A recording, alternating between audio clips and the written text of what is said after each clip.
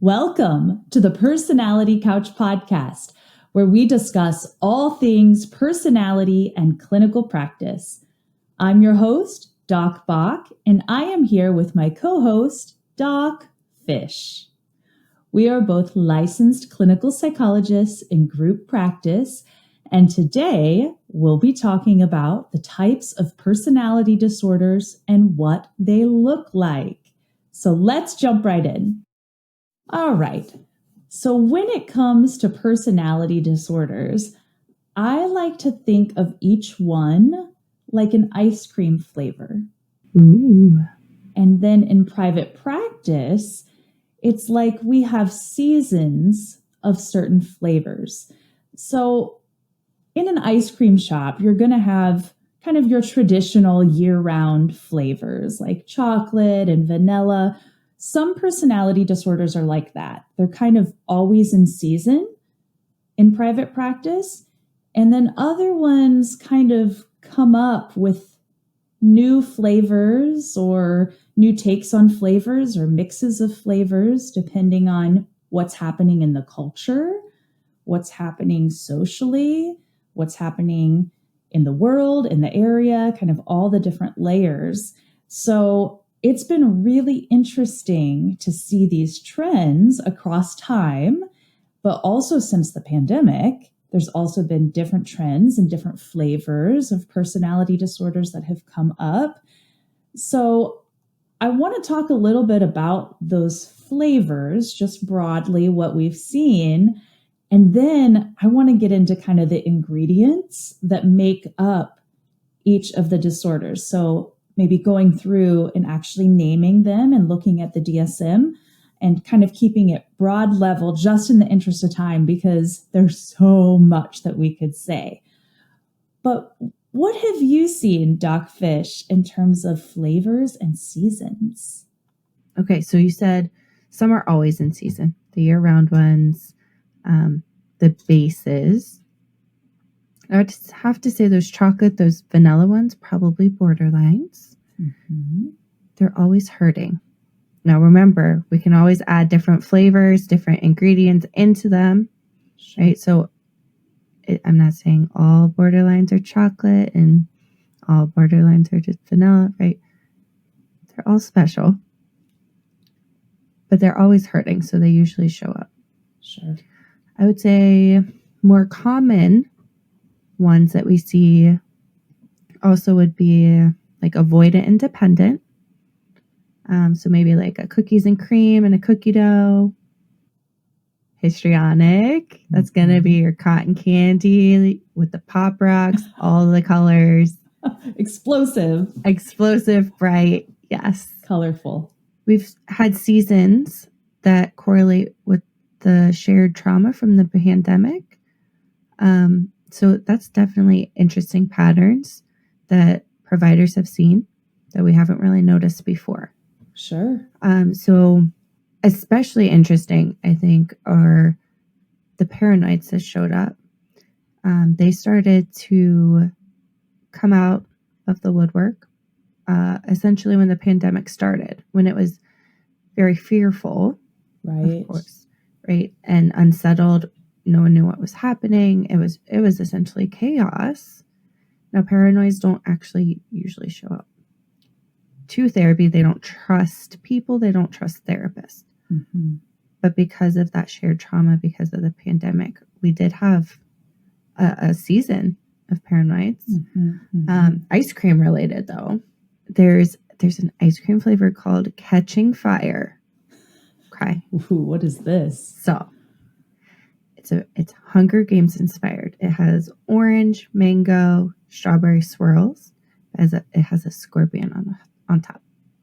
Like a real scorpion. Like a real one. Like not on fake. Top. It's a scorpion on top of the ice cream. Okay, so you're gonna get stung. Yes. Oh, gosh. Yeah, you're gonna get stung because it's fear-based, right? And in fear, we have fear reactions. We can lash out. We can especially lash out if we're scared. Sure. So it is protective, right? You have that scorpion on top to protect your nice, lovely ice cream swirls. If you go to eat it, you're probably going to get stung. And this is a real flavor. It's a real flavor. Somewhere. Okay, so that was in the beginning of the pandemic. And then towards the end of the pandemic, when there started to be discussion of, okay, well, reality may be changing again, there was an influx of schizotypals or schizotypals. Now, I would say they're like orange creamsicle. So they have the orange and the vanilla, right? Because they straddle reality. There's parts of them that are in reality, but it can kind of digress into that, not into reality, and then they just straddle it. Sure. So they're not psychotic necessarily. They straddle that reality. So they have those two sides. Right. Like, is it ice cream or is it sorbet? Yeah. It's orange creamsicle. It's somewhere in the middle, like a toe. Yep. A toe in reality, a toe out. And so when the discussion of reality changing again, culturally, I think that became pretty distressing. For everybody, yeah. Oh, yeah. Now, when the pandemic ended, schizoids started to show up because they were then required to integrate back into society. They're probably the ones that enjoyed the pandemic as far as staying, the most. As far as staying in, not having to socialize, those things. Right. Staying 6 feet away, their dream. Yes. No intrusive people. You have to stay 6 feet away. Ice cream wise, maybe like a matcha tea, matcha green tea. Yeah. Not too wild, not like the Pop Rocks. No Pop Rocks. Flavor. You're not going to get too much sugar out of that. Yeah. And it's not too spicy. Huh. Those are less common ones, but they did have seasons in the pandemic that were notable. Sure. Now, there's also flavors that sometimes you can't find, right? Like if you have a flavor and you just can't find it. Right. They don't come to the ice cream shop very often. Not usually. That would encompass, well, first of all, we mentioned paranoids. So they did show up with the pandemic. But usually they don't trust. They just don't trust because they're fearful and they're not going to come to therapy because they're not going to be vulnerable with somebody who they could not trust. Sure. So outside of a pandemic, we don't often see that. Antisocial, they're going to be outside of the box anyway. They don't follow the social norms, don't like social rules. Maybe they're sorbets because they're going to reject being an ice cream anyway. They don't want that. Or just like there's an ice cream with activated charcoal in it. Ooh. It's black. I can't imagine what that tastes like, but it's out of the norms. It's dark. It is dark, yeah. Antisocial types are dark, yeah. Yes. Obviously, they're not going to come because why would they need help? They don't need help. Huh. They don't need to follow the rules anyway. Who else doesn't usually come to therapy? Narcissistic. Now, they can show up to therapy if they have insight, but that insight piece is really necessary. That self-awareness. Ice cream-wise, what about like a peppermint ice cream? But it probably has like ghost peppers in it. So if you get the wrong bite, it's going to hurt. Right. So there's the superficial charm of the peppermint, cool, and then there's the bite at the end. And then we possibly don't often see obsessive compulsive personality disorder. Yeah. So this is not OCD. This is not obsessive compulsive disorder. It's obsessive compulsive personality disorder. Now, they're probably not going to show up to therapy often because they're going to be too busy doing the things they need to do, controlling the systems they need to control, implementing those systems on people in their space that may not want to be implemented on. Yeah. But they're busy. They're too busy. They don't have time to be vulnerable. That's how they protect themselves. So I would say ice cream wise, they're probably going to be the coffee flavor. They need caffeine to keep going, to do all the things They got perfectly because they're not Yes. using time wisely because Correct. they're too perfectionistic. Yeah. Mm-hmm. So I love that ice cream metaphor. Okay. And just reiterating, right? There's so many flavors, so many different flavors, so many different ingredients. Mm-hmm. Yes, we have to organize our data and our examples and our categories so that we can describe and have language for personality. But that doesn't mean that every paranoid is a catching fire, right? Or every schizoid is this. It is, because every person is different. Just like every scoop of ice cream that you serve to someone is going to be a little different, even though it's the same flavor. Yeah.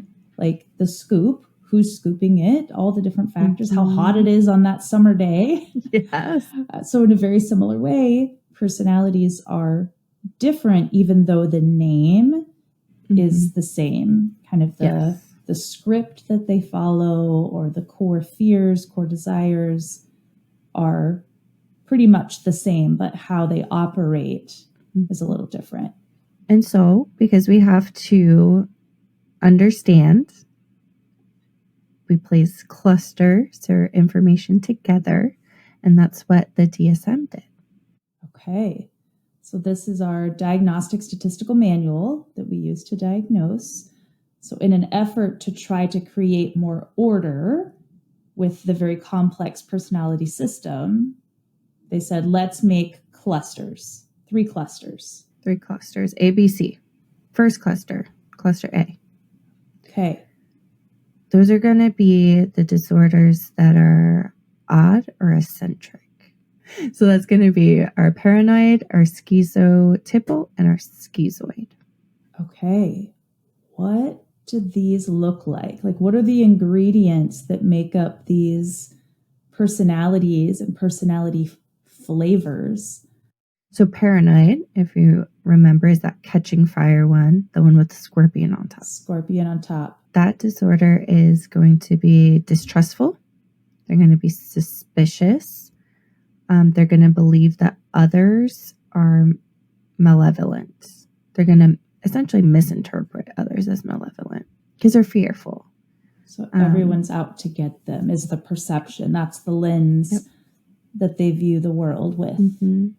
Yes. So the world itself is out to get them. People are out to get them. Okay. So that's challenging in treatment. Like, I can see why this type is among the least likely to seek treatment, because you have to trust the medical system, the provider, to actually get you the care that you need. And that social contract is not part of the makeup, the natural makeup for someone with this personality disorder. And being vulnerable when you're mistrustful, they don't go together. And this type came out more kind of during the pandemic with the shared collective trauma that we all experienced. There was no place to hide. Like, we all had to come together and support each other. Right. And I think I might argue that there was even like a cultural level of paranoia. Because it's like, what's going to happen? Where is it coming from? What do we actually have to fear?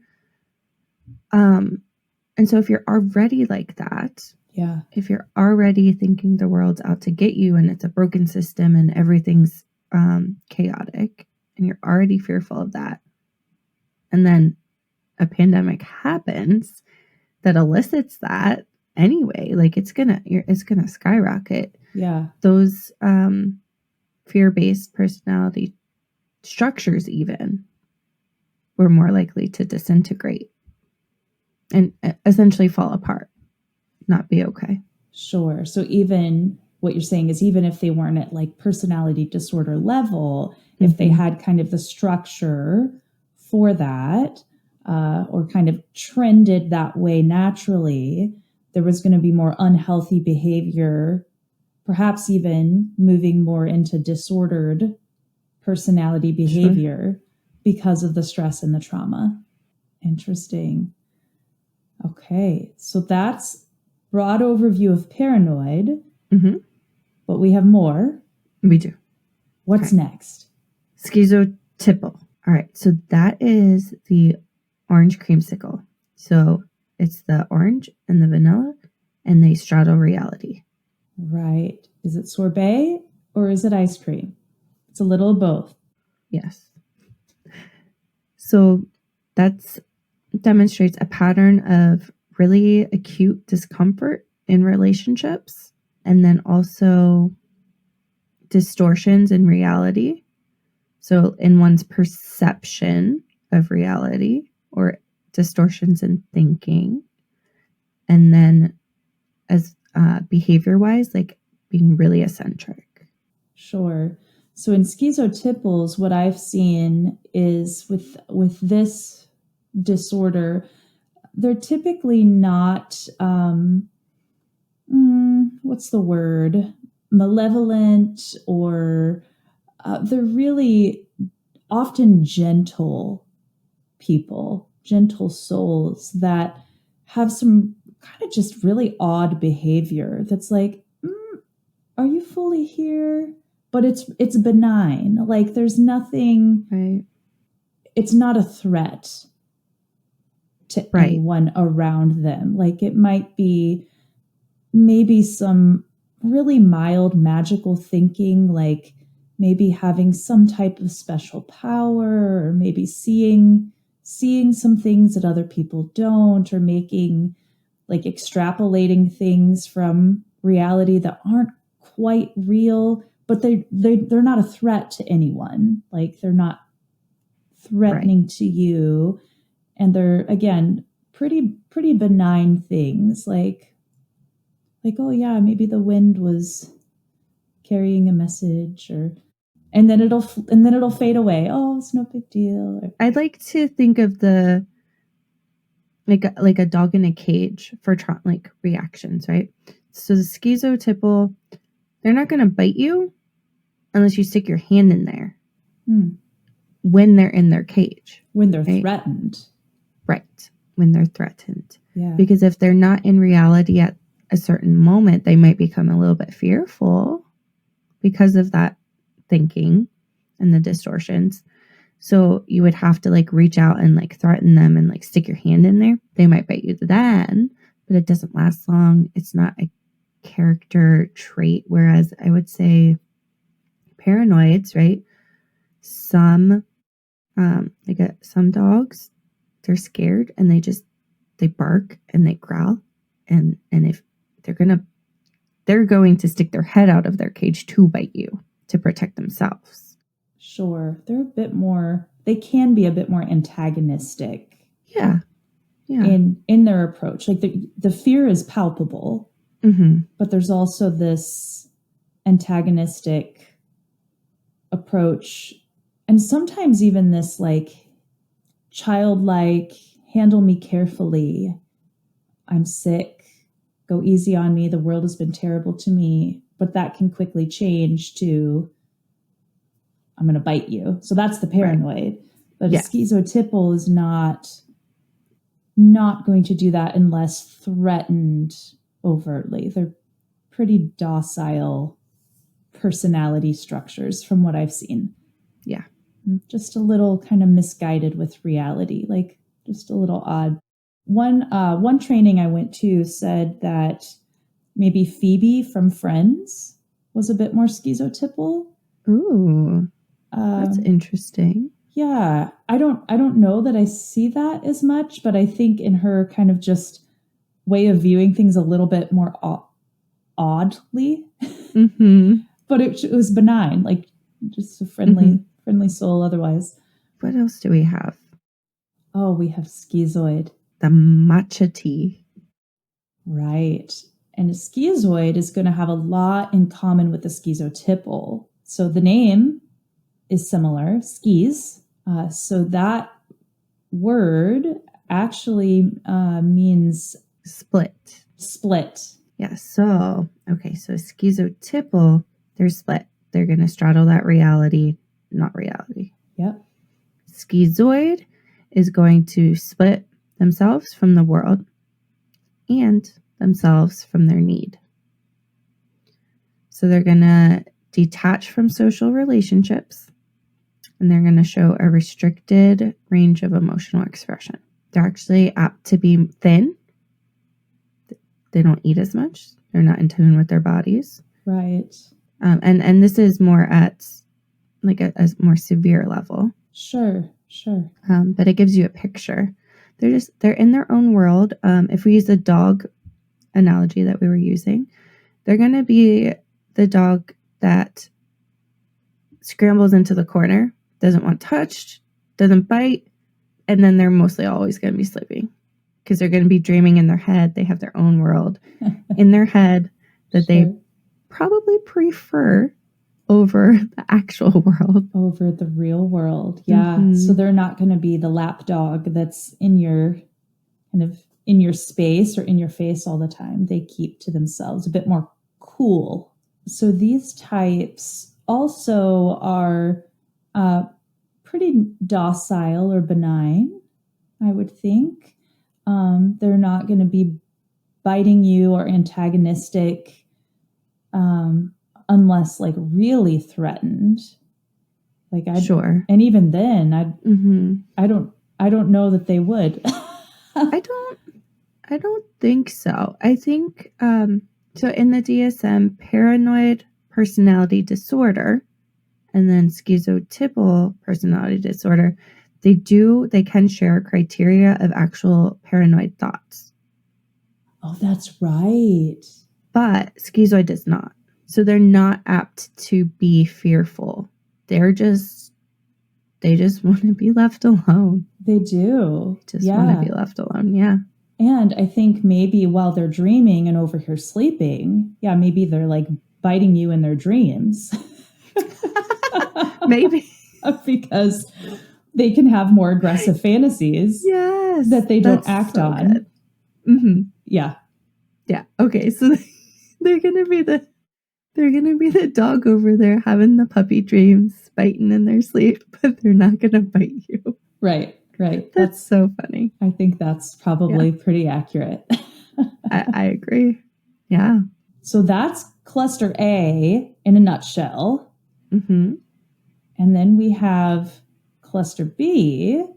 Mm-hmm. Cluster B gets the most attention out of all the different clusters. Go figure. Because they're dramatic, erratic. So, of course, where there's drama, there's going to be more attention. So what are the different personality disorders in cluster B?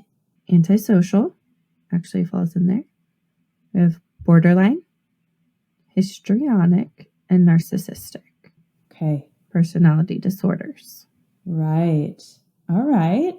So antisocial, this one, we use this word incorrectly. We do. Socially.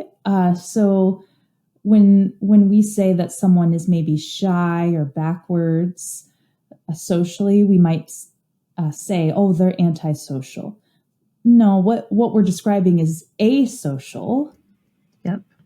Antisocial means that this person's actually going against social norms. It's not really at all that they're socially backwards. They don't care about social norms or contracts and blatantly defy them. Yeah, they violate laws, others' boundaries. Mm-hmm. They don't fit into the norms on purpose. They might be more impulsive. Yeah, and they can be pretty sadistic, these types. There's, in a lot of these disorders, there is high narcissism, like as a trait. Yes. And I would say antisocial has high narcissism, where they're looking out for themselves. And they are not afraid to break social contracts to get their needs met, to the point of breaking the law, or sometimes even believing they're above the law, and with craftiness sometimes can circumvent or get around the law. I read a book where essentially at a unhealthy, low functioning level, these types might end up in prisons, jails, and the criminal system. Sure. High functioning, they might be the top of a ruthless business. Right. You can work with it at a high level, just like any, but it's not just criminality. Mm-hmm. And then bringing that ice cream thing back in, right? Because of that, they're going to probably reject being an ice cream to begin with. They're going to reject being part of those social norms. Yeah. So they might be a sorbet. Or just that black, carbon activated, dark ice cream. Yeah.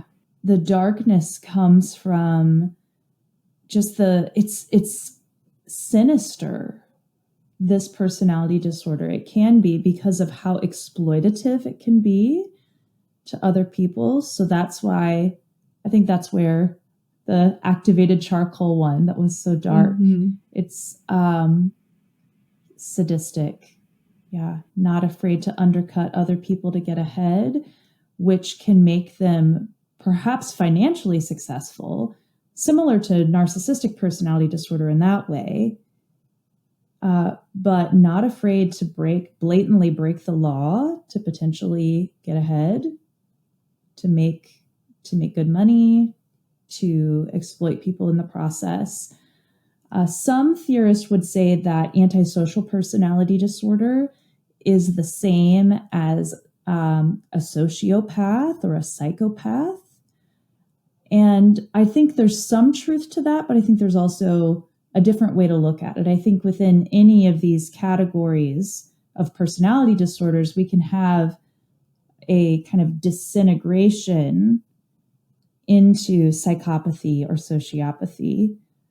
So you have all these different categories, the personality disorder categories, and you're saying it's part of the continuum. So we have healthy structures of all of them, right? But then we can disintegrate into disorder level. And you're saying even within that disorder level, we can disintegrate further into like more severe disintegration, where that's at the sociopathic or the psychopathic level. Right. Okay. Yeah, where we take being sadistic to a whole different level. Right. But, yeah. Topic for another time. Okay. So after antisocial, yes. What's the next one in line? Borderline. So yes. Borderline personality disorder. We have the instability in interpersonal relationships, self-image, mood, and then definitely impulsivity. Right. So this one is characterized by all the ups and downs. And because of that, borderline is very commonly seeks treatment because they're in so much pain. There's an authenticity to the pain and wanting other people to see that pain as well. But there's an unstable sense of self, which is really a characteristic of all the disorders, but it's especially prominent in borderline. Like everything is at the extremes, everything is unstable. A lot of things are on fire. Symptoms are on fire. A lot of drama in interpersonal relationships. Push, pull, come here, go away. I love you. I hate you. Yeah, and so because they're always in pain, they always hurt. They're most likely to seek treatment. Yep. So they're going to be the chocolate and vanillas, not because their pain isn't special, but because everything hurts, and there can always be different ingredients added in. So it's like more of a base. Right. One borderline does not look like the next. Like, nope. No. If you know one, you do not know them all. It is so vast how it can present. So having that base with the ice cream means that there's endless possibilities for what it could look like. And it's always in season because these are very hurt individuals. Absolutely. Okay. Then we have histrionic. So what do you know about histrionic? Yes. Histrionic types can have a superficial facade, but not in the same way that maybe narcissism does, but it's more shallow emotions. They can be over the top, more dramatic, to be seen or to get attention, to be heard, but there's not a whole lot there. It's just more shallow, superficial, exaggerated, sometimes theatrical. But once you kind of look deeper, there's not really substance behind it. Okay, so they're going to be the cotton candy ice cream with the Pop Rocks. Right. So they're going to be super flavorful, colorful, intense with their emotions and their presentation. They'll draw you in. Yeah. It's exciting. But if you really dig deeper, that is not necessarily like deep-rooted emotionality. Sure. So relationships are going to have a hard time taking root because it's not really real. It's all kind of superficial, on the surface, theatrics, or even attention seeking that can turn off people to that relationship. It can include inappropriate, like seductive behavior or suggestive behavior as well, just for that attention, kind of anything to elicit attention from others. Sure. Right. And if you have that at a disorder level, then you're also probably going to be attracting the wrong kind of individuals to have those deep relationships anyway. Right. So those, it may not grow roots. We're talking the pop rock flavors with the fireworks on the tongue, essentially. There's one more in this category. We have narcissistic personality disorder. So that's like grandiosity, need all the ego cookies, I like to say, compliments. But then it's also paired with lack of empathy. In that way, it looks a little bit like the antisocial personality disorder. Right. Because there's exploitation of others because of that lack of empathy. Yeah, but they're charming. I just had a thought, maybe like a Venus flytrap, right? Like they're alluring and then they eat you. Yeah. Or like a siren. Oh, a siren. Ice cream ice. That lovely mint charm with those bites of ghost peppers at the end. Yeah. And I think that's another thing that distinguishes narcissistic personality disorder from antisocial is that charm, that exterior. So while antisocial individuals can have some charm, maybe it's not as pervasive, I think, as narcissistic, because the name of the game with narcissistic personality disorder is image. It's all about what's going to make them look good, how they can get the applause, and for everyone else to kind of keep up the ego show. So having people within their echo chamber to echo back their greatness. So an antisocial individual it's not going to be about the image. Like maybe we'll turn on a little bit of charm to then exploit someone, but it's not a big part of the game that they play. Right. They have costumes in their closet that they might pull out for like certain situations, but the narcissistic personality is going to wear their image all the time and protect that at all costs. Oh yeah, they're always in the peacock costume. Look at me. Yes. Look at my feathers. Yes. Yeah, I love the costume thing that you said. That makes sense because antisocials can try to blend in to then exploit and attack to break social contracts to get their needs met. But they can try to cloak themselves. And in that way, we can get into some of the psychopathy, sociopathy tendencies, depending on how well they blend in with the herd. Just like you explained with antisocial and how we use that incorrectly in just regular talking. I think we use narcissistic incorrectly or maybe overuse. So we can also have narcissistic traits. Oh, yeah. Yeah. Well, we can have traits of any personality, of course, but I think in the cluster Bs especially, there can be just like self-absorbed behaviors or just a egocentric. Yeah. And it can look different, but it doesn't mean that there's necessarily narcissism, like narcissistic personality disorder. It's part of that dramatic and erratic piece is just a focus on the self. Yeah. Very different than the disconnect of the cluster As. So even paranoids are somewhat disconnected out of fear. And then the skis, so schizoid, schizotypal, are disconnected because of the skis piece. They would just rather be alone. But the cluster Bs want to create some type of fireworks, generally. And then this is where we get into nuances, especially with borderline. Like, it's not always overtly dramatic. Sometimes the drama is inside, which we get into what some theorists call quiet borderline, but there is an internal drama with all of the cluster Bs and a focus on the self. So then we have cluster C. Yes. Okay, so cluster C is going to be anxious or fearful.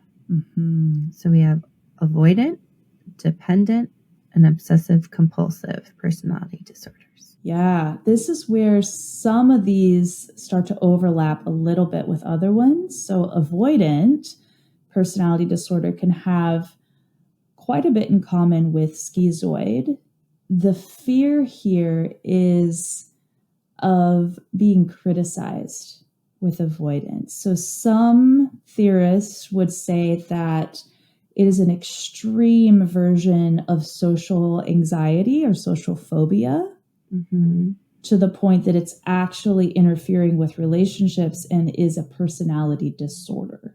Some say that you can still have both social anxiety or social phobia as well as avoidant personality disorder, but there is an avoidance of relationships because of the anxiety of criticism or rejection.